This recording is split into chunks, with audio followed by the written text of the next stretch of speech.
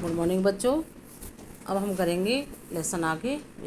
Lesson second जो हम कर रहे थे 10वीं का था, इको का कुछ लेसन मैंने पढ़ शुरू कर दिया था कल। आज हम आगे करेंगे कि अधिकांश लोग कहाँ नियोजित हैं।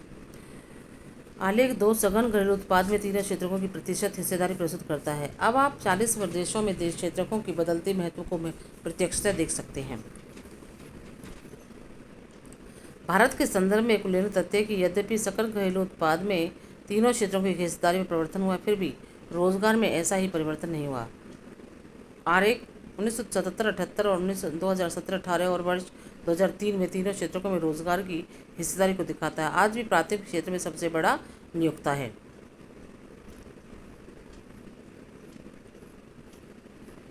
प्राथमिक क्षेत्र में रोजगार का ऐसा ही क्षेत्र स्थानांतरण क्यों नहीं हुआ? इसका कारण यह है कि द्वितीयक और तृतीयक क्षेत्र में रोजगार के पर्याप्त अवसरों का सृजन नहीं हुआ। यद्यपि इस अवधि में वस्तुओं के औद्योगिक उत्पादन में 3 गुना से ज़्यादा वृद्धि हुई, परंतु औद्योगिक रोजगार में लगभग 3 गुना ही वृद्धि हुई।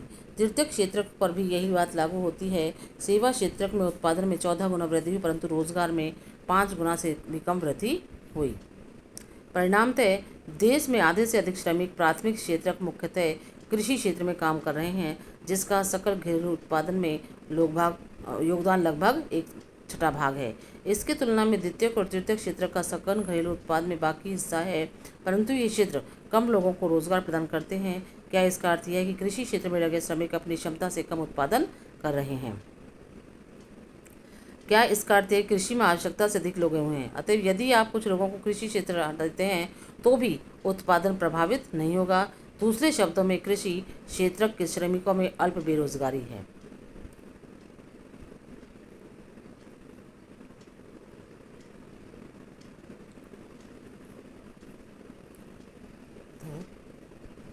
जैसे कहते हैं कि यदि आप कुछ लोगों को कृषि क्षेत्र से हटा देते हैं, मतलब कृषि में लगे हुए हैं, यदि यहाँ से कुछ लोगों को हटा दिया भी जाएगा तो उत्पादन प्रभावित नहीं होगा। उत्पादन उतना ही होगा जितना, मान लो किसी के पास 2 एकड़ ज़मीन है, उसके परिवार में 6 सदस्य हैं और 6 के 6 वो उस काम में लगे हुए हैं। अगर उनमें से वहाँ आवश्यकता है 4 की, अगर उनमें से 2 को हटा देंगे तो जो इतना उत्पादन 6 करेंगे उतना ही उत्पादन 4 कर सकते हैं।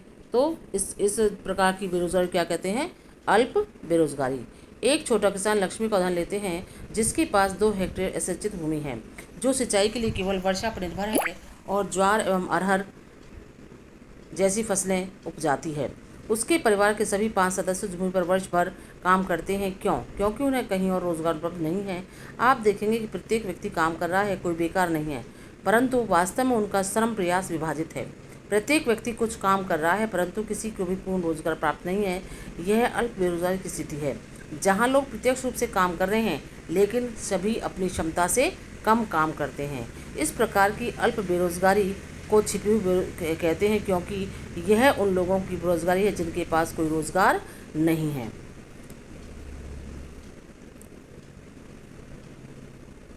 और बेकार बैठे हुए हैं। यह अलग है खुली बेरोजगारी।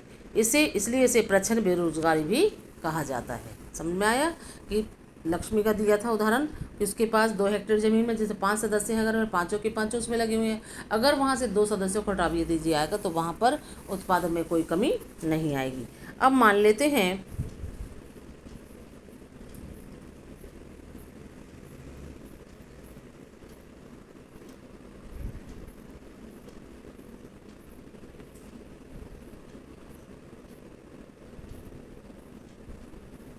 कि एक भूस्वामी सुखराम आता है और अपनी ज़मीन पर काम करने के लिए लक्ष्मी के परिवार के 1 या 2 सदस्यों को भाड़े पर ले जाता है।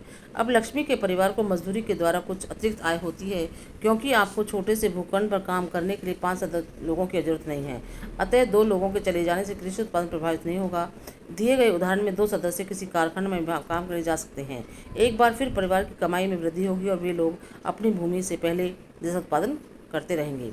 भारत में लक्ष्मी की तरह लाखों किसान हैं। इसका अर्थ यह है कि यदि हम कुछ लोगों को कृषि क्षेत्र से हटाकर उन्हें कहीं और समुचित रोजगार उपलब्ध करा दें तो भी कृषि उत्पादन पर बुरा प्रभाव नहीं पड़ेगा। कोई अन्य रोजगार करने से लोगों की आय में से परिवार की कुल आय में वृद्धि होगी। जो 5 सदस्य 2 को हटा देंगे तो वहाँ से भी आय होगी, और उनको जो कहीं और रोजगार देंगे तो उससे भी उनको आय होगी, तो उनकी आय बढ़ेगी। अल्प बेरोजगारी दूसरे क्षेत्रों में भी हो सकती है। उदाहरण के लिए शहरों में सेवा क्षेत्र में हजारों अनियत श्रमिक हैं जो दैनिक रोजगार की तलाश करते हैं। वे प्लम्बर, पेंटर, मरम्मत कार्य जैसे रोजगार करते हैं और अन्य लोग असुविधाजनक विषम काम करते हैं। उनमें से कई रोजाना काम नहीं पाते हैं। इसी प्रकार हम सेवा क्षेत्र के कुछ लोगों को सड़कों पर ठेला खींचते अथवा कुछ चीज़ें बेचते हुए देखते हैं, जहां वे पूरा दिन बिता देते हैं परंतु बहुत कम कमा पाते हैं। वे यह काम इसलिए करते हैं क्योंकि उनके पास और कोई बेहतर अवसर नहीं है। अतिरिक्त रोजगार का सृजन कैसे करें?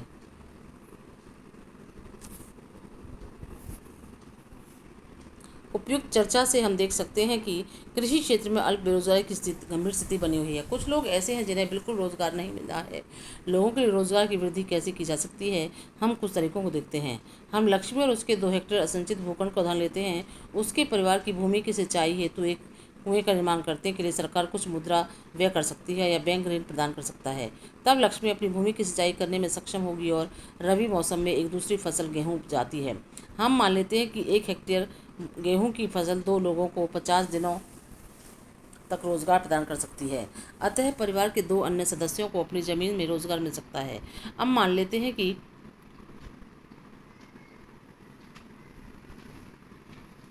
ऐसे कई खेतों की सिंचाई के लिए एक नए बांध का निर्माण किया जाता है अथवा एक नहर खोदी जाती है। इससे कृषि क्षेत्र में रोजगार के अनेक अवसर सृजित हो सकेंगे और अल्प बेरोजगार की समस्या अपने आप समाप्त हो जाएगी, कम हो जाएगी। अब मान लेते हैं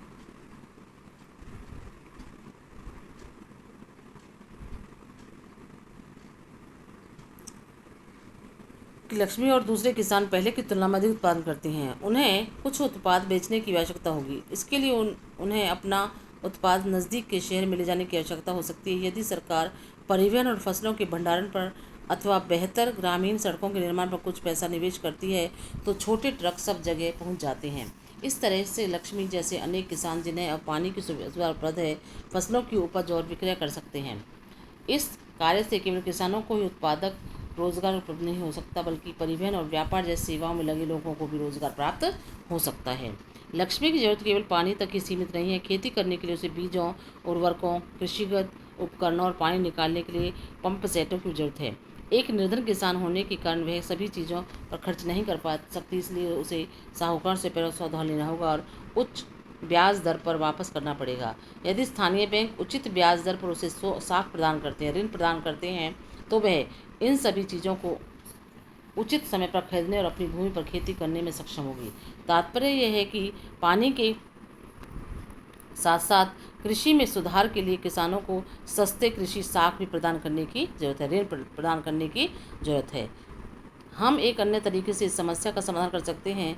यह तरीका है अर्ध ग्रामीण क्षेत्रों में उन उद्योगों और सेवाओं की पहचान करना और उन्हें बढ़ावा देना जहां बहुत अधिक लोग नियोजित किए जा सके।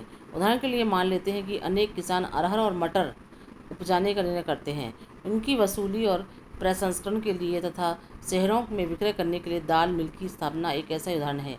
शीत भंडारण गृहों के खुलने से किसानों का एक अवसर मिलेगा कि वे अपने आलू और प्याज जैसे उत्पादों का भंडारण कर सकें और अच्छी कीमत मिलने पर बेच सकें। वन क्षेत्रों के निकटवर्ती गांवों में हम शहद संग्रह केंद्रों की शुरुआत कर सकते हैं जहां किसान वनों से प्राप्त शहद बेच सकें। सब्जियों और कृषिगत उत्पादों जैसे आलू, शकरकंद, चावल, गेहूं, टमाटर, फल इत्यादि जैसे बाहरी बाजारों में बेचा जा सके के लिए प्रसंस्करण उद्योगों की स्थापना की जा सकती है।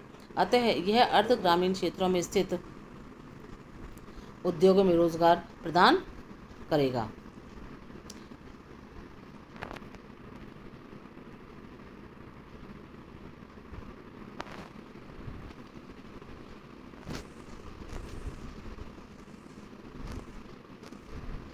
अध्यापकों और अन्य कर्मचारियों की आवश्यकता होगी। अन्य योजना आयोग